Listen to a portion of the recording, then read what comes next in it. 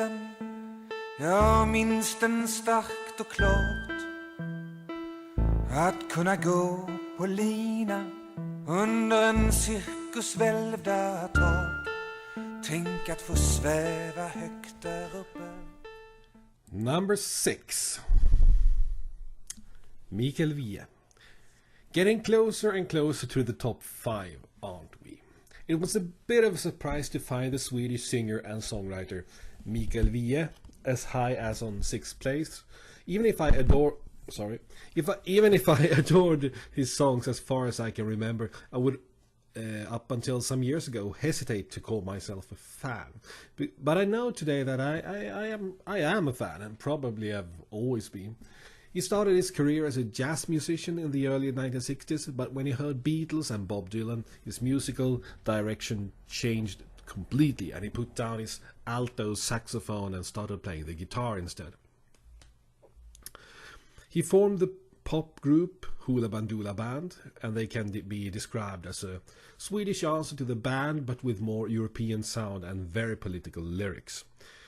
After 4 successful albums, the group broke up and Mikael Wiehe became a solo artist with different backup bands through the years. Mikael Wiehe's lyrics are intellectual and bright, and sometimes openly inspired by Bob Dylan. He managed to have an updated sound with lots of synthesizers in the 1980s, when this album was issued in 1983. And that's when he had most of his hits as a solo artist, late 70s too, but mainly 80s. And unlike many other recordings made that decade, they don't sound that dated today. My opinion anyway. You may know my view on the 1980s sound ideals. He never really looked like a rock singer. He had short hair, round glasses, mustache, but he always had the heart of a rocker mixed with the personality of a teacher.